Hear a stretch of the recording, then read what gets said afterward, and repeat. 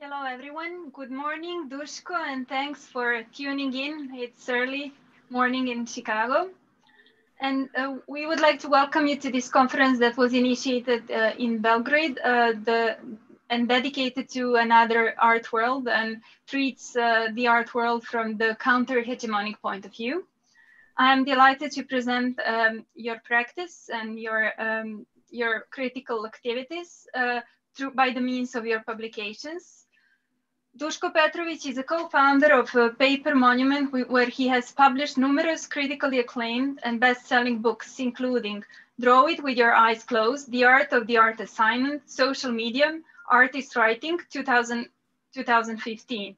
And As Radical, As Mother, As Salad, As Shelter, What Should Art Institutions Do Now? Petrovich has produced Adjunct Commuter Weekly and the Daily Gentrifier under his personal imprint, DME. He has written about art and visual culture for many publications, including N+1, Book Forum, Art in America, Art News, and the New York Times. His work has been exhibited at galleries and museums nationally and internationally, including Zaketa National Gallery of Art in Warsaw, the De Cordova Museum and the Institute of Contemporary Art in Boston, and Gallery 400 in Chicago, and has been reviewed in publications such as Art Forum, ArtNet, The New Yorker, and the New York Times, among many others. Petrovich is on the artistic team for Front International 2022, the Cleveland Triennial for Contemporary Art, where he will oversee the publication program. Having previously taught at Boston University, Yale University, and the Rhode Island School of Design, Petrovich currently chairs the New Art Journalism Department at the School of Art Institute of Chicago. Dushko, welcome. The screen is yours. Thanks so much. Thank you for having me. The theme of this conference is wonderful, and I'm humbled and somewhat embarrassed to present my publications in that context. Because the ambition is so large. I hope that these publications contribute to that ambition. So I'm just going to talk a little bit about two paper monument projects. And I'll share my screen here. One is,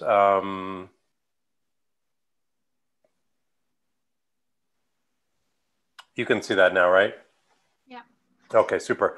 Yeah, I'm going to talk about two paper monument projects. One is I Like Your Work, Art and Etiquette, and then the second one is the most recent book that you mentioned, As Radical, As Mother, As Salad, As Shelter, What Should Art Institutions Do Now? And both books, I realized preparing this talk, came somewhat after a crisis. I Like Your Work, Art and Etiquette came out in 2009 after the economic crisis of 2008. And As Salad came out, I abbreviated in different ways at different times. Radical Mother came out in 2018 as a response to the election of Trump in the US. So they both sort of used the two crises as a kind of a backdrop, and then they ask questions about behavior, basically, in light of those crises within the art world. So just to introduce Paper Monument briefly for people who don't know it, Roger White and I have been running it since 2007, and we currently run it. We're working on some books now, and we publish about a book a year. We're both artists, and we do this as a kind of civic duty to the community. And so it's unpaid work and relatively slow work. That's part of the joke of the title. And we, in 2007, felt like, at least in the United States, there was a space in arts publishing between academic publishing on one side and more commercially oriented publishing on the other side, that wasn't really being filled. And we felt like we could fill it in a meaningful way and ask academics, commercially involved people, other people to talk about aspects of the art world that weren't being discussed in print. And that was kind of the motivation behind the title as well, Paper Monument, was that we could carry things that we heard people talking about into printed discourse, which obviously has different valences in terms of the record that it produces and the possibility for distribution and continued critique and all of that. So, so yeah, this is sort of the overview, and I'm going to talk first about I Like Your Work, Art and Etiquette, which is, it's an intentionally modest book. It was our first book after we had done the journal for 4 times. And so we really thought of it as an experiment. I think if it hadn't worked out, that would have been our only book. But we wanted to try to initiate kind of a larger conversation around, I guess, you know, I said the word earlier, behavior, and that's a good word. Also maybe power within the art world. But we didn't really want to do that by, you know, saying capital P power, let's talk about power. We sort of wanted to go in the back door. And we felt like etiquette was something where a lot of questions of power, behavior, values, where all those kind of questions surfaced. And it's also an area, I think, especially in the US, which is so commercially oriented, where there's a huge amount of anxiety around etiquette and manners and what you should do in a studio visit, what you should do in a critique, what you should do at an art opening, what you should do at a dinner. And of course, as all these things go, the more obscure the rules are, the more powerful they become, you know, because if you know the rules, you gain power. If you don't know the rules, you lose power, et cetera, et cetera. So we wanted to make kind of an entertaining book, but also a functional book, a book that demystified. I love the John Berger demystification sort of angle on life, and this was definitely in that vein. So we wanted to demystify. We also wanted to discuss and critique, you know, how things are done. And to the point of this conference, that's because we don't particularly like the way that things are done. So that was a big part of it. But it's a small book. It was made, I think, it was in the earlier photo. It was, the idea was it could fit in your back pocket. I don't think people really do go around with it in their back pocket, but we wanted to have that implication. So it's slight, it's small, it's funny, but it really is talking about how people treat each other. So I just wanted to share a couple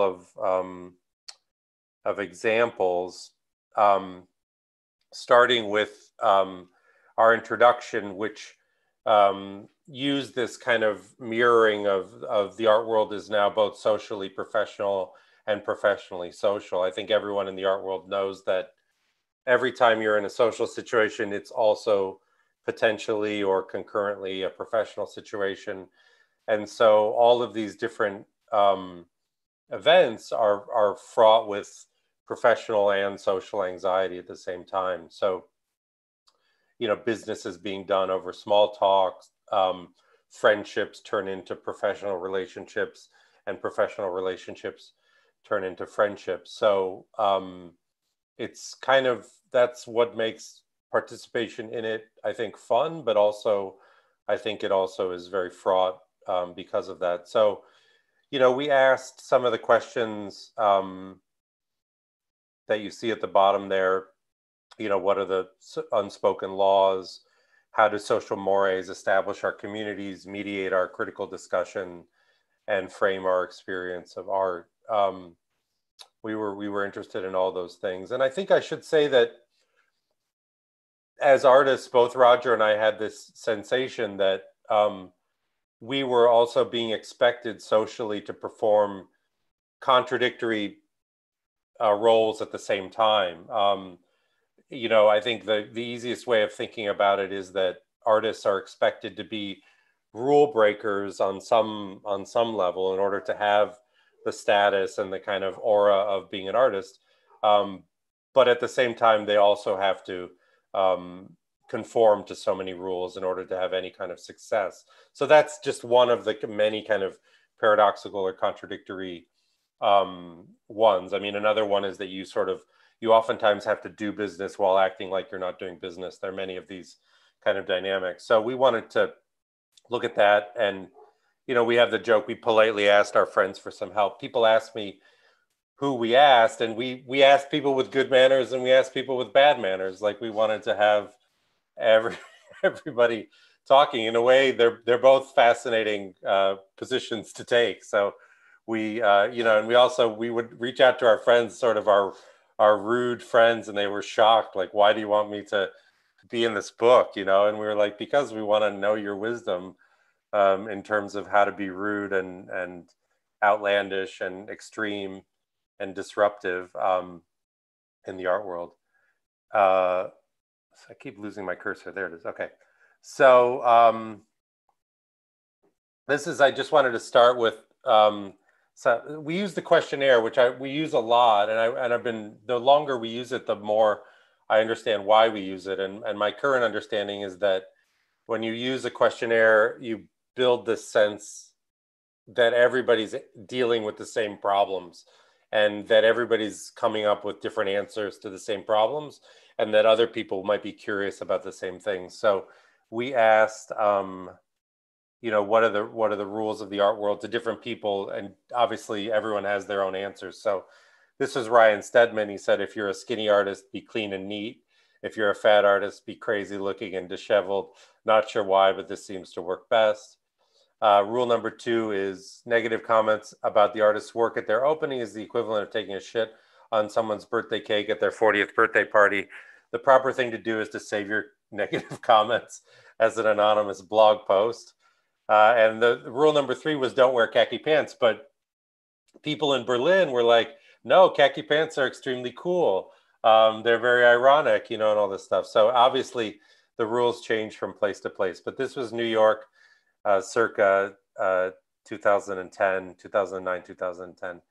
And I love this one that Ryan wrote about, was etiquette foregrounded in any memorable situation? And he said, one code of unwritten etiquette delivered to me in hushed tones by almost every art world type immediately upon my arrival in New York was, don't ever walk into a gallery with your slides. This was before JPEGs.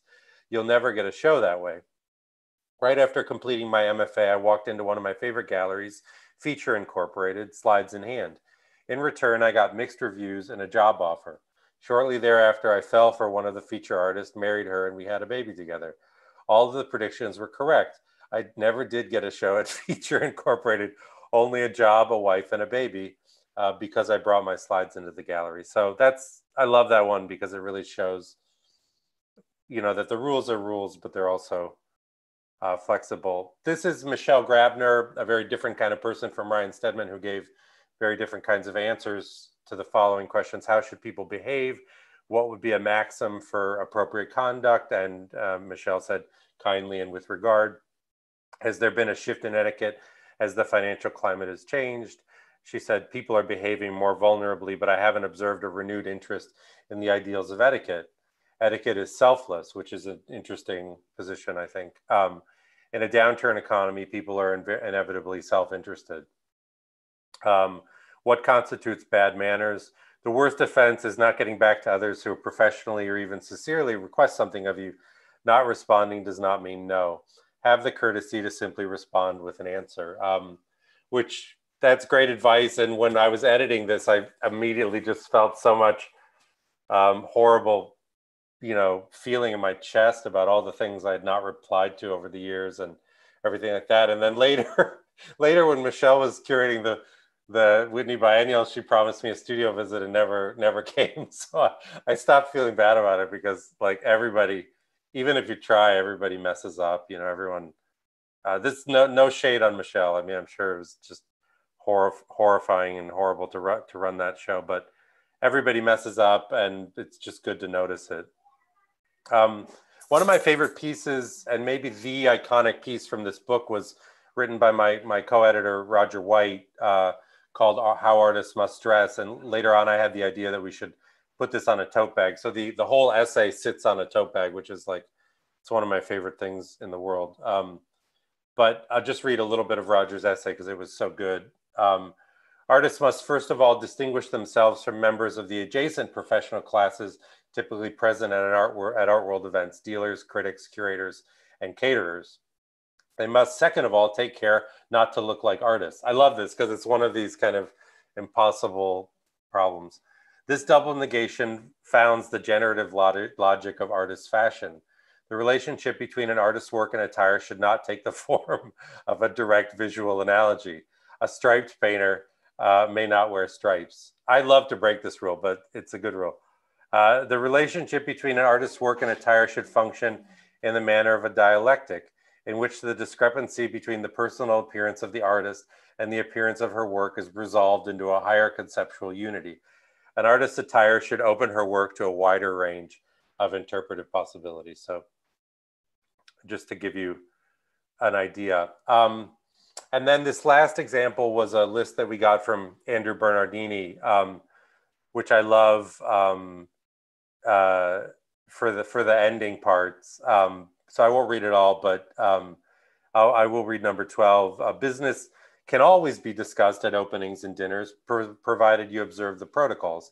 Artists can never directly invite dealers to visit their studios unless a strong rapport has already been established. Artists can, however, talk about what they're working on and the excitement that others have for the work. For example, I just finished the installation about Hekabe with the really ornate collage. Hans Ulrich stopped by on his way through and said it looked like Vito Acconci on acid.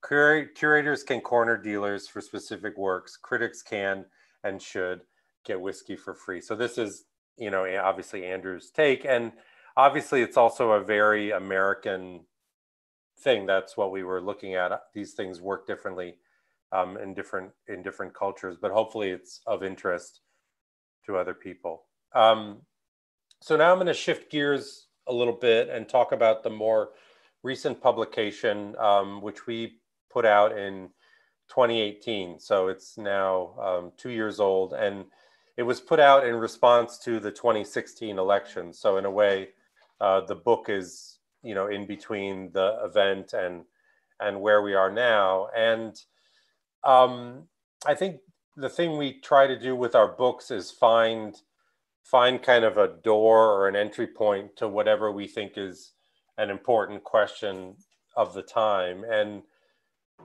you know, after the election, there was a huge amount of immediate response, which is understandable. Everyone was really disturbed by the election.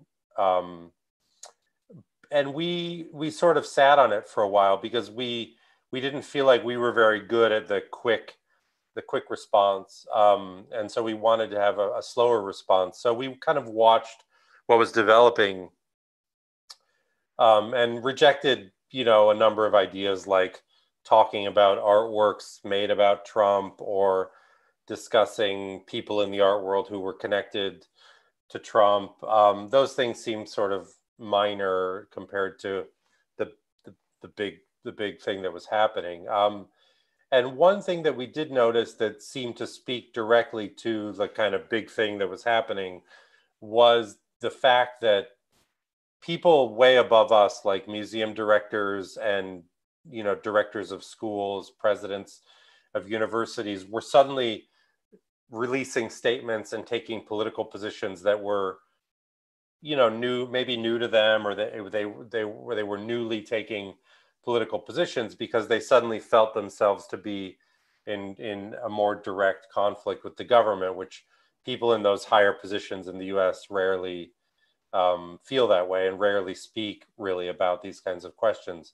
And it wasn't necessarily that the statements were very good or very interesting. It was just interesting to us that they had begun, that there was a shift. And that's like one of the things that we're most interested in, is when there's like a big shift in our social scene. So we decided that shift was a good entry point to start asking some questions and to generate like the kind of conversation we wanted to generate. So this one actually initiated from our associate editor, Prem Krishnamurthy, who some of you might know, who's a wonderful curator and wonderful designer who designs all of our books. And, you know, we've been working together for decades.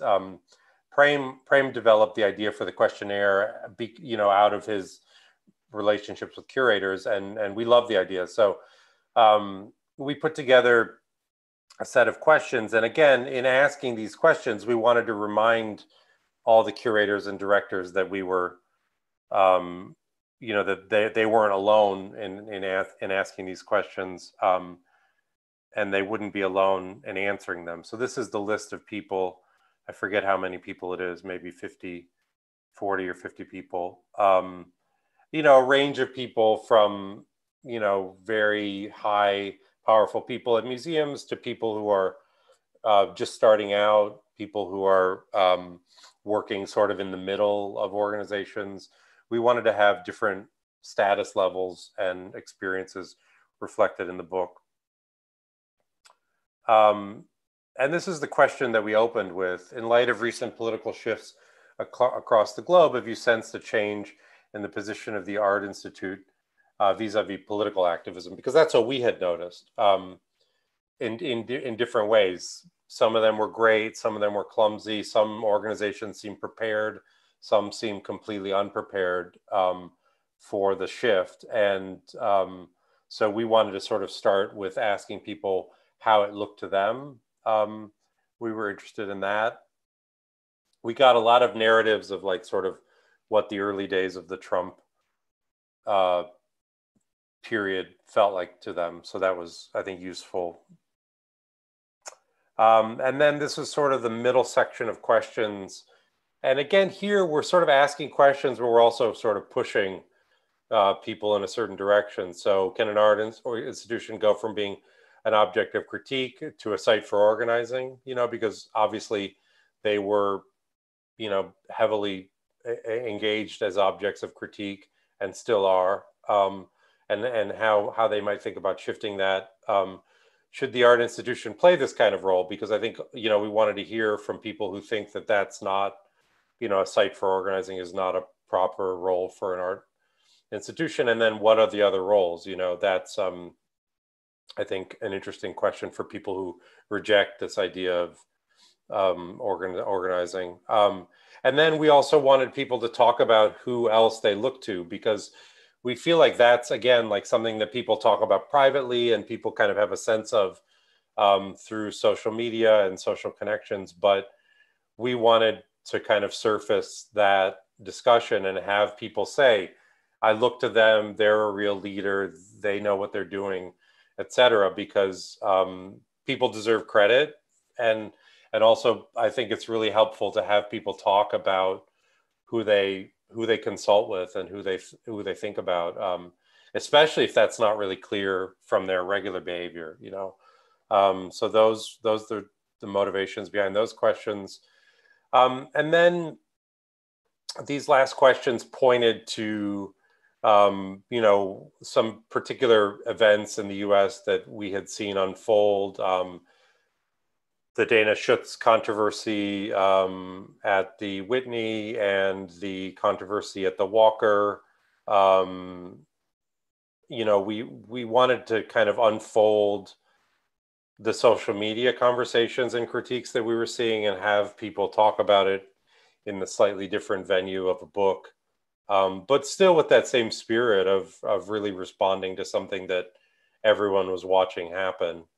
And then, you know, this question, I think, again, which is maybe more salient in the US, the dichotomy between all art as cultural entertainment and political inquiry.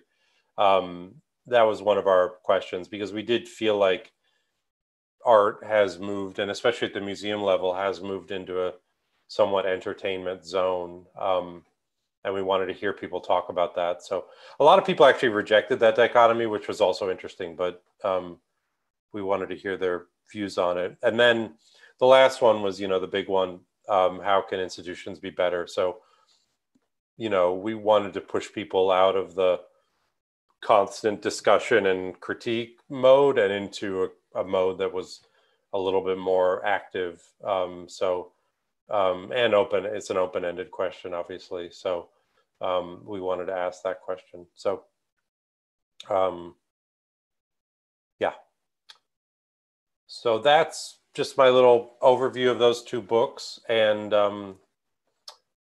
yeah, I hope it's useful. Just let me unmute myself. Thank you, Dushko. Of course, it's useful. The first book reminded me of the fact that when businessmen meet at dinner, they usually discuss art, and when artists meet for a dinner, they usually discuss money. Right. So yeah, and I mean, it's important that you try to map some of this mores of the art world in the book. I love both of these publications. I find them both meaningful. But my question to you is, how do you think they changed the perception and the reception of these books? Did it change with the COVID, with the pandemics and the COVID-19 induced crisis? That's interesting. It's funny. I didn't think you were gonna say COVID, so I was thinking about what had changed since the books. I mean, the first book, I noticed that really a lot of people read it and feel less anxious about the art world. So that was like very helpful, you know, like it was a kind of entry point, gave access to a lot of people. I wonder if people talk about this. I mean, actually, I didn't do the things that I've learned about Zoom etiquette, like you should say, this is Dushko every time you talk, because, you know, people who are visually impaired don't know and can't always distinguish among the voices.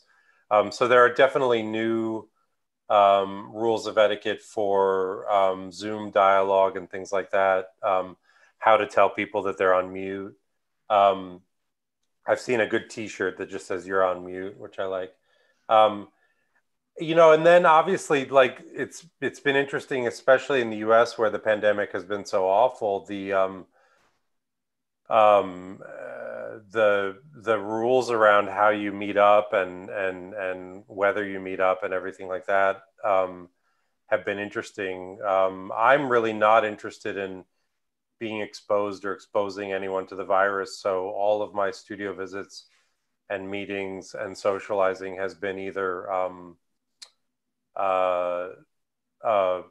walking in the park or Zoom. And it's actually highlighted for me the importance of consent, which it's funny, the 2009 moment, people weren't talking so much about consent, but as the rolling crises occur, you know, the Me Too crisis around sexual abuse and violence really brought up this idea of consent, and in a broad way. And I've actually found that to be the most useful framing for COVID relations, because it's like the stakes are very high. So just asking continuously, you know, what do you feel comfortable with? Do you know, it's down to like, are we standing too close to each other? Should I keep my mask on? Like all this stuff, which is weirdly kind of intimate in an almost like sexual way, where you're like asking people about how many, you know, molecules you're going to exchange in a social interaction. So I've really been thinking a lot about consent, and I thought about it a lot with in terms of the schooling situation we're in. So I'm a department chair, and I was given the choice of how to conduct our classes, and I really wanted to be on the safe side, you know, because our material can be discussed, you know, over Zoom and everything. I just felt like we should do things online.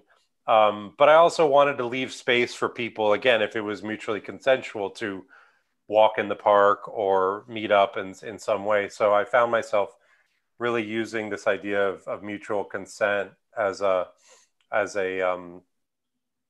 kind of guiding light, you know, through the pandemic, because of course now we're experts like in pandemic, but 8 months ago we were just trying to figure out how to behave. So I guess I don't know if the book played a role, but it definitely in my own thinking, I've continued to think about etiquette. But then also, I guess maybe I'll talk a little bit about this, like social needs, like artists and cultural people, I think generally are largely independent in a way, but also largely interdependent, so you could tell yourself, I'm just going to work on my work for the pandemic or something like that. But I found myself getting pretty exhausted just with the constant work and not seeing anyone. So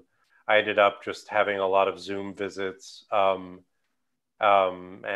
just setting up all that stuff. And Prem, our associate editor, always has great solutions for this. So he showed me Calendly, which is this app that people can just click a spot and they get a meeting with you, and it saves the whole 20 emails back and forth about how you're going to meet up. So Prem and I have been using Calendly a lot and just sort of scheduling like virtual coffee or a studio visit that way. So it's been interesting. And the etiquette for me has also been a lot about the beginning of the studio visit isn't about art at all. It's about how are you? How is your family? Is anyone sick? How's your job? Because everyone's going through various horrible crises. So it's important to talk about that. So yeah, actually, we haven't been talking about business very much. It's been more like health and empathy. Empathy, yeah, and the insane political situation, yeah. Yeah, it did. I think really that the values have shifted radically this year, and we have to be more human amidst the transhuman and post-human turn that's happening. But I'm curious about the studio visits that you undertake or that people do with you do you think Calendly is the best option or not? Because I'm an independent, codependent curator, I could also say, because I'm codependently involved in many different situations and institutions. Also, I would agree that we are interdependent, rather. We are independent in the way we think about art, about our choices of labeling and selection, but codependent in terms of the association in terms of our associations. But I'm curious about the studio visits. Do you think it changes a lot the materials, the aura of the artwork, if you do it digitally or not? I think it does, yeah. And I've been using PDFs because, and then also sort of using my phone as a camera. But it's actually, for me, it's really helped me organize things differently because I have to like translate the work into a PDF format and think about what I'm really foregrounding. So, and for a while now, Prem has had, Prem is like one of my best friends, so we talk about this stuff a lot, but he's had a really interesting creative practice with PDFs that I've learned a lot from. So, I try to use the PDF creatively and use it as a kind of, I don't know, a kind of work in itself, the document, and that I'm a writer as well. So, I enjoy writing about the work in a different way for the PDF, and then kind of grounding the work somewhat in that writing. So that's been different because, in the olden days, you wouldn't like pull up a sheet of paper in the middle of the studio visit, or I wouldn't. But now, it's kind of useful to have the official text there, and then with the person, you can kind of have a conversation.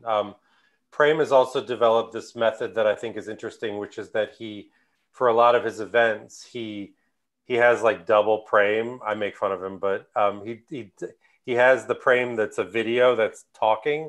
He pre-records, and then regular live Prem is on the chat and could have conversations with everyone. So he has like two two presences, which helps him, I think, with the fatigue, because, you know, one of the things I found, not in my role as an artist, but I'm a department chair and I'm a committee chair at the school.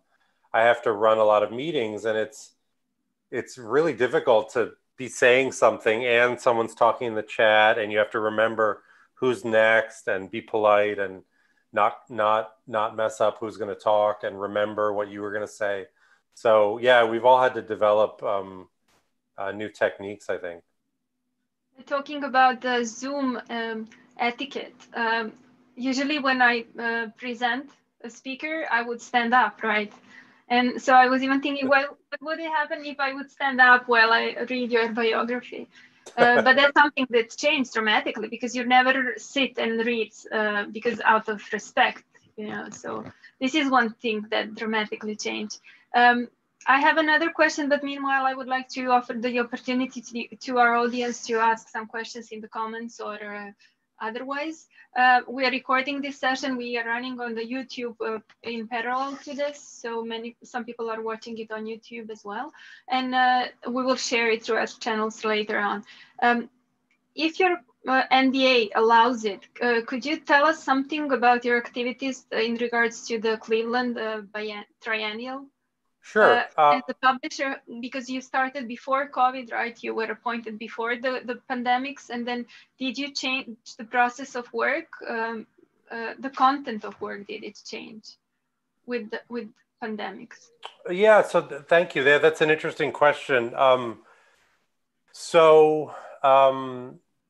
My memory is a little bit fuzzy, but it's a triennial, and I think about a year ago, or maybe longer, Prem approached me about joining the team, and it's the second edition of this triennial in Cleveland. And the curators for it were Prem Krishnamurthy and Tina Kukelski, and they had developed a set of ideas around trauma and healing, basically. This is pre-pandemic. And they have a very kind of participatory, transparent way of working, which I really liked. And so when they invited me, they have a whole set of people. I think there's about 10 or 12 of us that are on what's called the artistic team. It's some other curators, some of the artists, and myself, and the designers. So it's interesting because they've been very open with us as curators and welcoming, and we've been very participatory in terms of the curatorial ideas.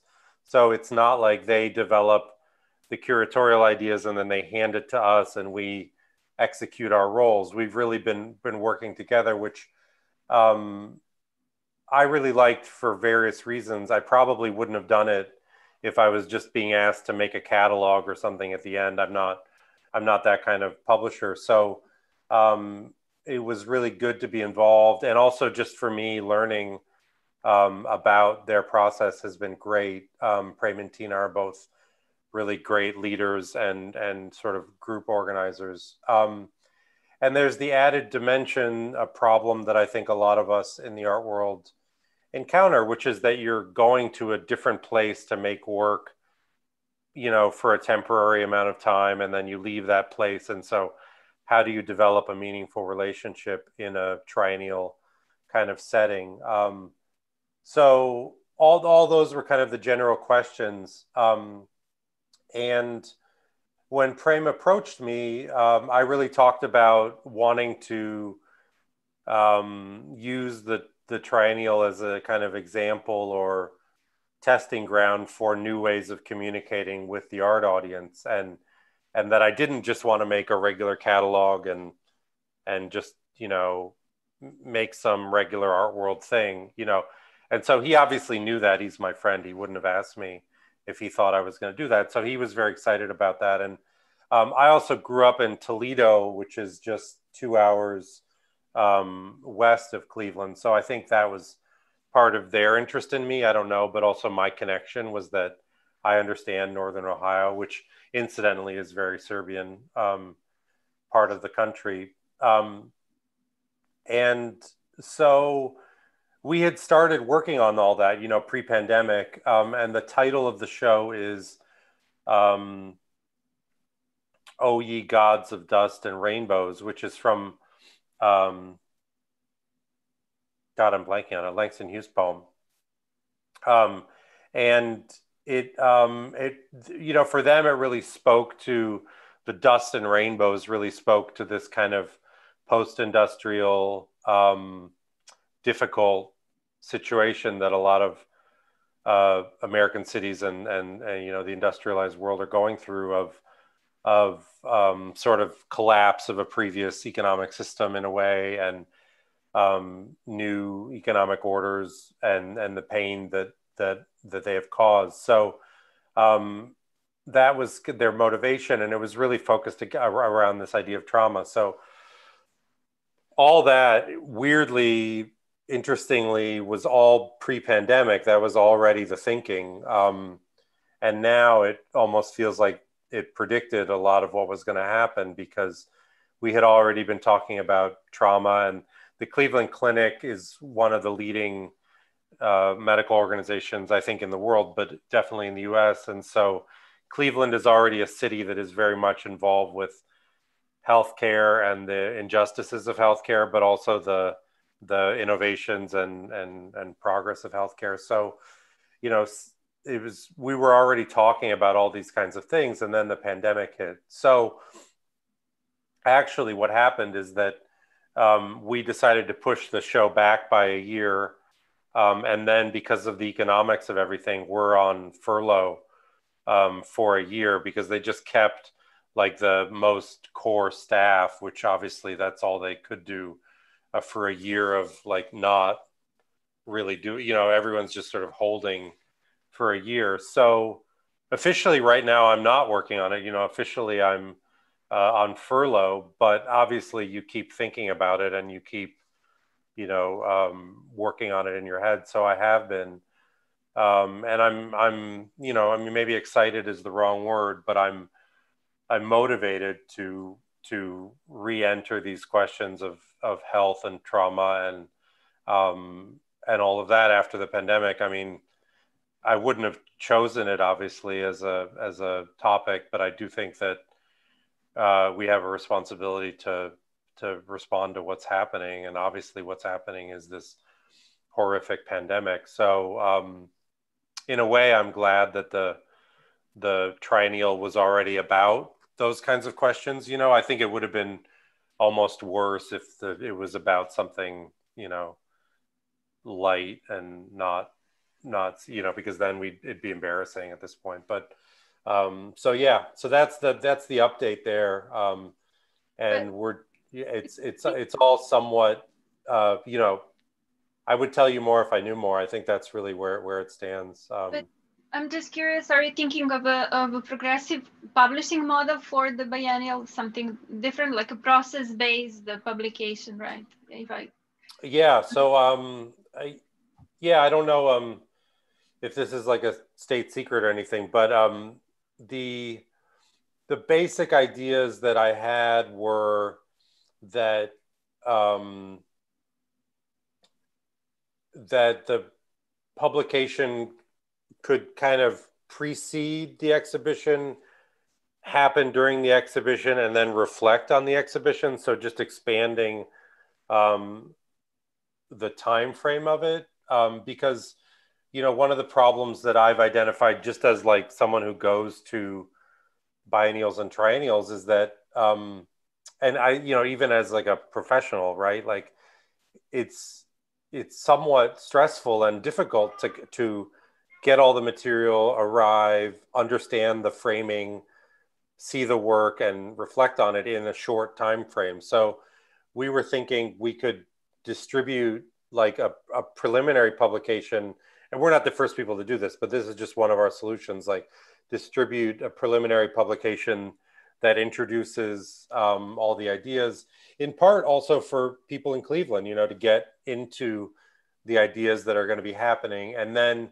do a second, more sort of conventional publication that focuses on the artworks and the the artists themselves. We don't obviously want to ignore that. And then do a third one, which is, I think, new. I'm not sure I've seen anyone do this, which is to really reflect on how it all went and to do that candidly with the community, with various critics, with the participants, you know, partly to extend the time frame of it, but also to extend like what you're allowed to say and how you're allowed to feel about these things. I think, especially in these sort of like non-art cities, like Cleveland is not like, you know, like a global art destination or anything. There's a feeling that the art is not for them. And then people come and they go, you know, there's just this feeling of maybe being used. I think there's also a feeling of that people in Cleveland have to like it as a kind of civic duty. They have to be into it and enjoy it, and because it's like part of their city's pride and everything like that. So we're trying to break all that up and change some of that. And then my other interest is using not just publication, but like print publications, but many kinds of visual and audio communication. So my hope is that we can develop a podcast for the show. Cleveland and, you know, the US generally is very driving oriented. And I was thinking that reaching people in their cars is actually the most effective way to communicate with them. And, you know, podcasts are a very, let's put it this way. I love some podcasts and I hate most of them. And so I'm interested in like trying to figure out a good way to do a triennial podcast that would, you know, be rigorous and culturally interesting and also communicate directly with the people who come see the show. So it all seems like a dream now, like because I don't really know what's going to happen, but those were my ideas. Yeah, indie radio, indie publishing. We have a specific radio in Belgrade called Radio Aparat, and it is the core of all the independent activities. It is just the epicenter because it's relaxed, but then it brings meaningful content through Mixcloud at the end. But it's just the center of a community. And regarding the catalog, the post-exhibition catalog, for a long time, I thought that the best conversation happened during the exhibition, not before the exhibition.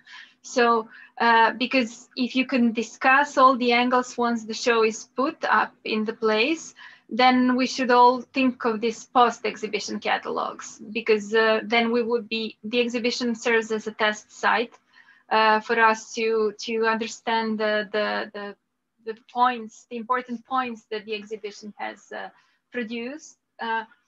And I think this is just the right way to do it, the post-exhibition catalog. Some artists think that the process before the exhibition should be exciting, it should be like 6 days long, and then an opening should happen only one day, and the exhibition should be open for one day, and then the post-reflections should appear. But we have now different formats of time and space, right? With this flat digital space. So we'll see where it goes. We have just a little bit more time, and there is a question from the audience. Thank you for the presentation. Have you thought about the publication based on a cross-cultural research about art etiquette or the way the art operates across different cultural milieux? Or do you think there is a unique modus operandi, just like we think of a global art world? Yeah, that's a really good question. You know, I'm really interested in those questions. We initially hoped that other countries, other people would sort of do this, you know, like do a book for their own place and country. And we wanted to help people do that. That was kind of a fantasy that we had. It never really happened, you know. The book was translated, Ad Marginem translated the book into Russian, which was very exciting for us. But to be honest, we would have rather had like a Russian version made in Russia that then we read later, someone translated for us, and we could understand how this works in Russia, Serbia, you know, wherever. So yeah, to answer your question, that's it's of particular interest to me. I'm like Serbian Ecuadorian, and I grew up in the US, and so I'm constantly interested in these dynamics, cross-cultural dynamics, and I would love to have more people, you know, reflect on that. You know, yeah, we thought there was talk of a German one for a little bit. I think Berlin's a pretty interesting place because you have like various, mainly European, but still like various kinds of cultural and national and linguistic backgrounds coming into contact. New York, obviously, that happens. And, you know, now that I'm in Chicago, I see, you know, how there's completely a Chicago way of doing things. That's, I grew up in the Midwest, but I lived away for 20 years. And then I came back, and everybody here really cares about what you're talking about. And they're willing to talk to you for a long time about it.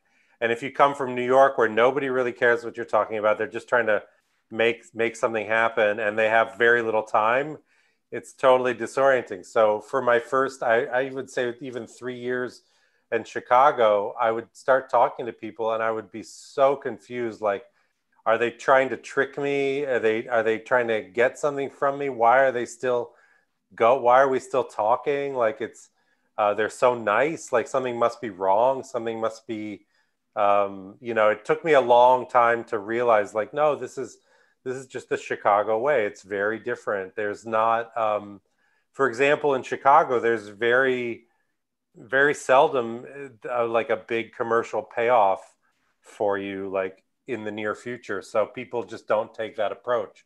The rent is much lower. You have more space. So people are just more relaxed, you know, and like I said, even as someone who grew up in the Midwest, I found it really confusing. A friend, when I moved here, asked me what it was like. And I said, you know how some athletes talk about how they're so good at their thing when they play, like the ball slows down and it's just like everything is happening like so slowly, they can just like perfectly do everything. That's how I felt in Chicago. I was just like, this is so amazing. It's so slow. It's so relaxed. It's and I still feel that way. I love it. I love Chicago. I much prefer a slow, genuine interaction. And now when I go back to New York, you know, people seem mentally ill. They might be. I mean, they just are. They're so fast. They're so aggressive. You know, and I've adjusted now to the Chicago.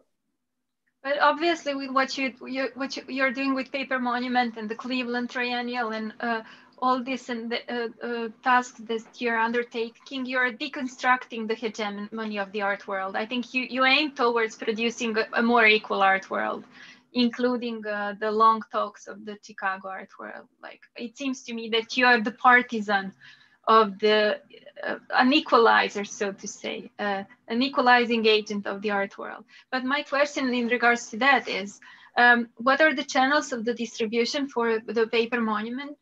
Do you use Amazon or independent publishing? Like, what's your take on that? So yeah, that's a really good question. It's funny. I was a guest at a class yesterday. They were asking me about distribution.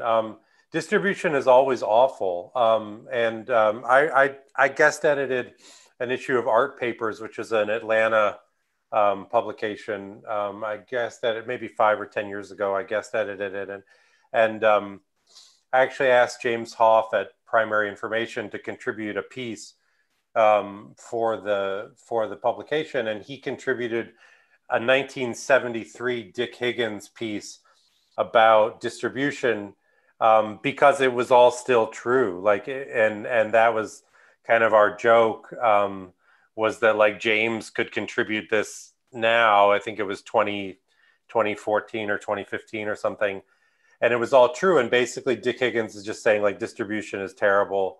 The problems with distribution ruin so many things. So that's my general feeling, is that distribution is terrible. Paper Monument, we really tried a few different things because we didn't know, we were just trying to figure things out. So we tried working with big regular distributors, but they paid us like some horrible percentage after the other publication the next publication had already come out. And then they returned the other publications with the covers ripped off, because that's how they do it. So like 2 years after we did something, we would publish something else. And then 6 months later, they would send us a check for like $38 and then 17 paper monuments with the cover ripped off. And we were like, oh my God, it was like, watching our children like have their limbs taken off. We're like, no. Like we would rather someone keep the publication. So that was awful. Then we worked with a series of independent like art world distributors, and they were terrible too. They don't pay on time. You spend all of your time chasing these other people, asking them for money. So that was terrible. And then I'm trying to think. Basically, over time, the other thing is like DAP wouldn't distribute us and wanted our cover prices to be higher. So we rejected that. We didn't want to make expensive books. That was the opposite of our idea. So we never did DAP. And over time, we basically just developed our own relationships to bookstores. And then we use our website. So that's how we do it. So like, I don't remember off the top of my head how many bookstores we have, but in the US, there's probably 25 that are important. There's probably 5 in New York, 3 in LA, 2 in Chicago, 1 in Houston, Seattle, Boston, whatever, because, it's the Contemporary Art Center or museum, or there'll be some independent art focused bookstore. So that's who we deal with. And over time, we just realized that was easier for us to just talk to 20 people that we liked directly. And then we use the website. So N+1 has the shop, and people can buy directly from there. The one time we used Amazon, we were desperate because basically we published Draw It With Your Eyes Closed, in like a normal print run for us. I think it was like 3,000 for the first edition. It was only our second book. So, we did 3,000. And then we heard that the New York Times was going to do a review. And when this happens, you get this email like you won the lottery, they say a messenger is coming by and we need 9 copies. And the messenger comes and they take their 9 copies of your book, and it goes to like their copy editor, their nighttime copy editor, their proofreader, the person who's writing the article, the commissioning editor, the section editor. Everyone at the New York Times gets a copy of your book, and you only have like 12 hours or something like before it's all going to happen. So we were really caught off guard, and we knew that the 3,000 wasn't going to be enough. And we also knew that if people came to our site and it said like sold out, more coming next week, they would just forget about us and go away.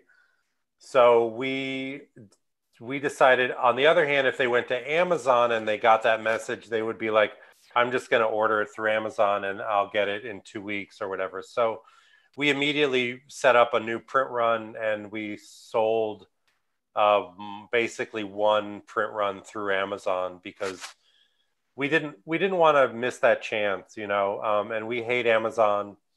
Amazon's terrible. They really, what Amazon does is they agree to sell your book, and then whatever you sell it for, they just sell it for $1 less, and then you're screwed. So we didn't want to do that. So after we sold those, we took the books off of Amazon, and now we're just on our site. That was a smart move. Yeah, it still hurts us. I mean, people still, there's like, Amazon is so strong. It's like a reality force. You know what I mean? Like people will say to me like, your book isn't in print because Amazon doesn't have any, you know what I mean? And I'm like, that's not how this works. Like Amazon doesn't determine the reality of what's in print, but people feel that way. Okay. Yeah, that's an interesting story, but I mean, the visibility that New York Times gives you, I mean, you did the right thing at the right moment. So now you can say no to Amazon. Yeah. Thank you for sharing all this information with us. Obviously, you did something good since your book simply reached Belgrade, and it is well received. And we hope that we will meet you in Belgrade soon. That'd be great. And thanks so much that for we having will me. continue our collaboration. Yeah. Thank you. Yeah, likewise. Okay. Thanks so much. Bye.